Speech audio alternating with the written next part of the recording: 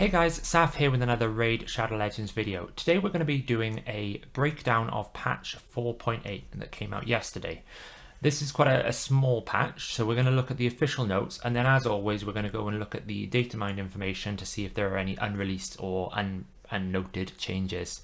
Now, as with every video that I've done of this type, there's a disclaimer at the start that obviously says the patch notes contains all the official information. The things that we will talk about in the unofficial notes are data mined, so they are available in the game. They are accurate based on what is in the data. However, that doesn't mean they're not subject to change in the future. So we knew coming into this patch cycle it was going to be a smaller patch. There was no patch highlights, there was not much noise made about it, which, you know, we were on the point of either there isn't anything in the patch or there are things in there that they don't want to really shout about. I would argue that probably is a bit of both. So the first thing we're going to have here is they've added two-factor authentication into mobile login. This was kind of an obvious thing that they needed to do.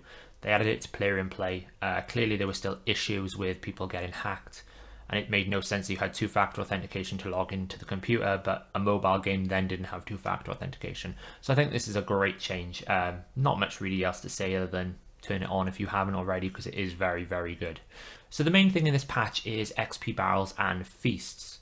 Now, Hellhades has done a video on this, or two videos, where he obviously questioned whether this was the quality of life we really wanted.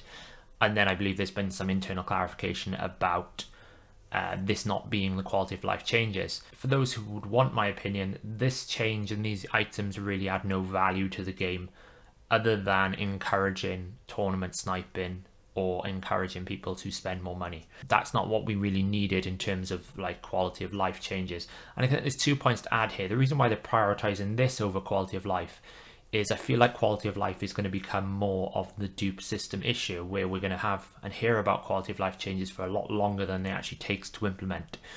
And I'll give a reason why. So we're in the tavern here. Now, obviously we've got four main things you can do in the tavern: upgrade level, upgrade rank, upgrade skills. Skills really are quite straightforward. It'd be nice if I could not have champions that are max level, but it's not the end of the world. It's quite easy to find a champion and then upgrade your skills. And Ascension, again, the same thing. It would be nice if I didn't have the champions that are already fully ascended, but it's not the end of the world. However, upgrading rank is kind of annoying because you have to scroll, find your champion, then scroll, and then you might find the chickens. And upgrading leveling is even worse because you can't just max level with brews. Now, I know there's quite a lot of players in the game that have thousands of brews. They're not even whales. You just get a lot of brews throughout the day. You know, advanced quests from the Doom Tower, from Clan Boss. You just pick up a ton of brews. All we really want in terms of quality of life here is when I go to upgrade level, just let me pick a champion and press a button that says upgrade with max brews. It's not hard.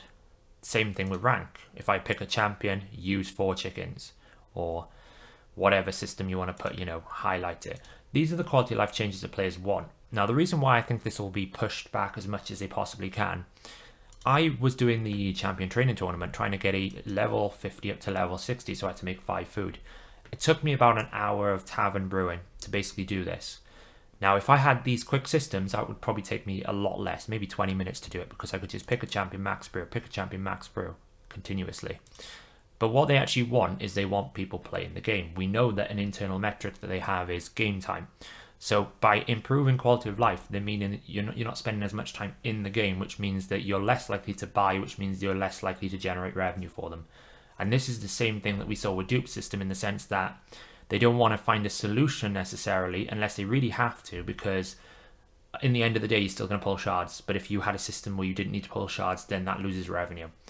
So I think, do we really need an XP barrel? When you actually look at the details behind it, no, because it only allows you to go max level within the rank that they are. So you would never use it on anything other than a level 5, like a 6-star, which you would put through your mastery chain anyway. So you're going to get the first 10, like 40 to 50 levels from just doing masteries. So you're basically better off just burning a handful of brews than you are using your XP barrel. So that you're probably going to find you're not going to find an optimal solution to use your XP barrel without feeling like it's a waste.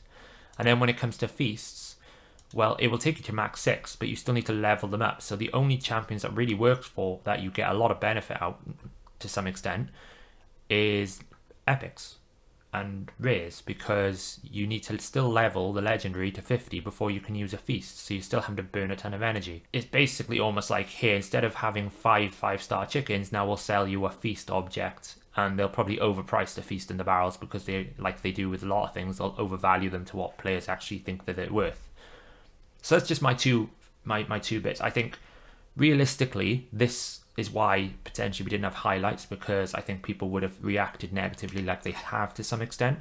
And also, you know, when you start thinking about what they're going to do to the game, instead of me having a legendary book twice, I'm now getting an XP barrel that is nowhere near the value of a legendary book. The same thing in the top rewards. If you were to win a chase, I'm getting a feast which is nowhere near the value of a legendary book. Is it a change that's going to change the game? No. Is it something that's quality of life improvement? No. Is it going to actually make things better for you? No. So it's kind of like, why did they prioritize this over tavern changes? I think it's just down to the fact that they realized that quality of life changes won't generate revenue. Some of this we will break down in the unofficial section, because there is more information than what they actually allude to here. But let's just go through a couple of them. Damage counter on the Demon Lord is now calculating when battling with 2 or more champions with team up skills. So it would appear that there's some sort of weird bug with ally attack, because there's a couple of fixes here as well, the dread bombs around team up skills. Why they're called team up instead of ally attack, I'll never know. But, you know, maybe it's just a Kyle situation. So we're going to cover the BOMMAL change in the unofficial patch notes, and it is significant. So keep watching if you really want to know what that means. It will have a significant impact on a lot of people's strategies for beating BOMMAL. Bug fixes to Lydia's passive, great. It was a bit buggy in places. So we've got some other fixes here with Candrafon's Perfect Veil, ally protection icons. They're not important. You know, they're quite small. Fixed a bug that caused Cornelia's skill upgrades not to be counted. I mean, nobody really uses Cornelia. And the battle time will no longer be active when selling gear between multi-battles. So really, if you read this patch notes, you would think there's not much in this patch. There's nothing to really worry about. However, there is a lot of information in the unofficial patch notes. So as I said at the start of the video, this information has been acquired from data mining the game. So it involves accessing the static data and reading information that is not necessarily in the game yet or been publicly released. That does mean it is subject to change, that nothing I say in here is 100% guaranteed. However, it's on the scale of, is it going to happen or not? It's very much likely it's going to happen. It's just when or why. And a good example of this would be Sigmund High Shield was in the patch note, in the data available for a data mine about a month or two before he actually became a fusion. And they didn't really change anything other than his name. Let's have a look at what they actually included in this update that they haven't told you about. So the first thing to note is there isn't any champion changes. There is a lot of what looks like cleaning up and sort of review and tidying up. Maybe based on the fact that the dupe system is coming, they just want to make sure all the champions are going to work as intended. But they have done a change where they removed the unreleased champions from the data. Previously, when we had Battle Pass Season 2 that was going to come out that never happened, there was a bunch of champions that some of them have been released now through the Doom Tower. We're thinking Akoth, but there were still a few rares like Wandering Priest, in addition to a lot of hero unnamed champions that they were called Hero something, and a few named champions which was like Nazamok and Tick the Black Scale. Now, BOMMAL. The first thing I'm going to note here isn't the big thing, but it's something that might have an impact. Previously, the way that the Dread minions would spawn was based on the effect of a turn meter drop. They've changed this now to some new feature which is called Target Stamina Reducing Count Current Turn, which basically means they are tracking how many times stamina, which is the turn meter bar, is dropped. This shouldn't make any difference to the mechanics. However, we will see when we get the next rotation come out. But it should just mean that it works exactly the same way, where if you drop a turn meter, you will get a Dread Bomb up to a limit of 6 on that passive. Now, the big change, the bug fix that they talked about in the patch notes. So if you watch some YouTube videos on some of the encounters that people have had with BOMMAL, you will notice, if you look carefully, that the A2 was going on cooldown more than it should actually go on cooldown. So it's a 3-turn cooldown, so it should happen every 3 turns, but that wasn't happening. And the reason why that wasn't happening is the passive effect in the skill. So let's just cover what Magma Flood actually does. So you can head over to the Hellhades website, and we have a section that we've been upgrading and revamping over the last couple of months on Doom Tower. So we can look into the Doom Tower bosses here, and we can scroll down and we will find BOMMAL, the Dreadhorn. So the key thing we want to look at here is Magma Flood. So we can see with Magma Flood, he will attack all enemies and he will place a HP burn on each enemy for 2 turns. But there is a passive effect on this. If an enemy, so your allies, receives damage from a HP burn and there is a bomb present, then it will be increased by 100%. This works very much like Tormin's passive. That means if Tormin is alive, he has an active ability where he can revive and a passive ability where he will freeze people. Now the freeze effect doesn't put the active ability on cooldown. The problem with Magma Flood, it was putting it on cooldown. So what that basically means now is the skill, the fix they've made, the passive effect will ignore cooldowns and won't place the skill on cooldown. So where you were normally getting 5 to 6 turns before another HP burn was placed, because effectively every time you procced HP burn it put that skill on cooldown, whether there's a bomb or not, it was doing it for any HP burn. Now it's actually going to be a fixed 3 turn. Not only are you going to get more HP burns, it actually means that the bomb effect is going to happen more often, because effectively, because the skill went on cooldown, the multiplier for the bomb also went on cooldown. So it meant that you weren't taking the extra 100% damage per bomb. This could actually kill substantial amounts of solo strategies. Crimson Helm that doesn't have block debuffs for the HP burn means that effectively she's going to be getting more HP burns, and because there's bombs as well, that HP burn is going to do a lot more damage than it was before. Now, you might be able to overcome this with more stats, but because it's HP burn, more HP doesn't mean you're going to be more tankier, because it's going to be a linear scale. If I add 3% more HP, it's still going to do the same percentage of damage, because it is not based on a fixed amount, it's based on your percentage of max HP. This could actually cause BOMMAL to be buffed rather than nerfed, and I think we're going to really have to see how that's going to work in the next rotation. Not good news, I would imagine, for a lot of people. So just in summary, you're going to get more HP burns because it's going to happen every 3 turns now instead of every 5 to 6 turns. And you're always going to get the 100% more damage per bomb, where before you would only have that if the A2 was off cooldown. And finally, the other change that they've done is they've made Magma Dragon immune to hex debuffs. It's a bit of a nothing change, to be honest, but thought I'd put it in just for accuracy. A few other things to cover now is some system changes. So in the code, there is also a new 7-day login reward program, similar to the way that Ninja worked. There will be 6 days of artifacts, and there seems to be 2 tiers. There's a higher tier where there's going to be 6-star gear, and a lower tier which is going to have sort of 4-star gear. And then on the 7th day, you're going to receive a champion, and it looks like it's a brand new champion, as it's a specific ID that isn't in the game code right now. So I don't know who the champion is going to be, and obviously they may change this before it goes live, but it looks like it's going to start on the 1st of December and run through to the 20th of January, and it will be a brand new champion. The other thing that we now have in the game code is the next steps to the champion fragments on the daily login rewards and the clan shop. Now, a big disclaimer I want to put on this, because it will cause a lot of noise potentially. They may decide to introduce new fragments before this goes live. So they've set all these fragments up now as a chained system. What that basically means is you can only get 100 fragments from both the daily login rewards or the clan shop. You wouldn't be able to get 105 and vice versa. So it means if you cycle through your daily login rewards, there won't be anything in that slot.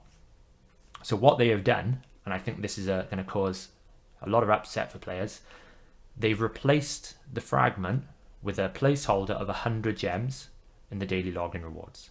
So if you've collected the last sets of fragments and they haven't put in a new champion, what you're going to get instead is 100 gems in both slots. And in the clan shop, they've replaced the Yannicka fragments with a rank 4 random glyph, which is going to cost you 150 coins, which I think is very steep for a rank 4.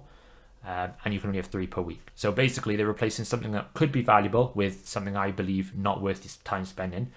And instead of us getting the sacred shard that a lot of people still wanted, they're now just going to say, here, have 100 gems times 2. They could change this. They could add champions in. I think this could potentially just be a safeguard that if they can't get the patch out before the cycle comes through, then there's something there so it doesn't break the game. However, it's going to be a pretty terrible experience for players if they are in a cycle where they are starting a new 30-day program a day before the patch, because that means everyone who isn't is going to get the fragments if they do add a new fragment champion, and you're going to be stuck like 30 days behind with 100 gems. They could change that and basically force people to start a new cycle, but I've never seen them do that before. So we'll have to see how it kind of works. I don't think this is a good change. I think this is potentially going to upset a lot of people already who are upset from losing their sacred shards, at least with the Cleopteryx, who were getting a champion that was relatively, I would say, useful to a lot of players and was a decent champion, and it was guaranteed. Giving us 200 gems instead of a sacred shard and guaranteed champions is not a good trade in my opinion. So I just wanted to do a quick math check on where I am on my daily login rewards. So I've just started a new cycle and I'm on 3 days, and I've been collecting the fragments like every other player, which means once I finish this cycle I'll have Cleopteryx. Now I have 27 more days of daily login rewards. Now if we do the basic math here, that basically means if they don't introduce a new champion fragment by the 8th of December, I will get, instead of 10 Cleopteryx fragments, I'm going to get 100 gems. And instead of 15, I'm going to get 100 gems. And I will probably have to wait until another 30-day cycle completes before I start getting a new fragment, if indeed they bring the fragments back with another champion, which they have suggested they want to do. So I think that's a bit of a concern. You know, if we think the patch cycles, that's basically going to be on or around the patch day. So it's a bit worrying that if that is the case, then I potentially could personally be getting a lot worse rewards than a guaranteed champion. And in terms of Yannicka, I've been collecting them pretty regularly, so I'm on 70. So I think I've collected them this week, yeah. So I've got 30 more fragments. So that means I'm going to have another 6 weeks before I can get Yannicka. So it feels like Yannicka's probably okay. I can probably support, and to be honest, because it's not a fixed cycle, it doesn't matter if I have 1 or 2 weeks with a rank 4 glyph before another champion comes out, if indeed they do that. My gut would tell me they're probably not going to do another champion here, like they didn't do another one with Drexar. However, that's not as bad as the daily login rewards, because if I start a new cycle with the daily login rewards, there is no way for me to get around that. I'm already behind on the next fragments. And also, we've got to remember that we traded a sacred shard for the champion. I was personally of the opinion that that wasn't a problem for me, as I do value Cleopteryx and that would be a great champion for my roster, but certainly I wouldn't want to trade 100 gems for a sacred shard. They're not really, even though sacred shards are not that valuable in the sense that the odds are still poor, it's not really correlating to 100 gems. So thanks for watching, guys. I hope that was of interest to you. Cliff notes mainly are BOMMAL. Get ready for that to be a lot harder potentially.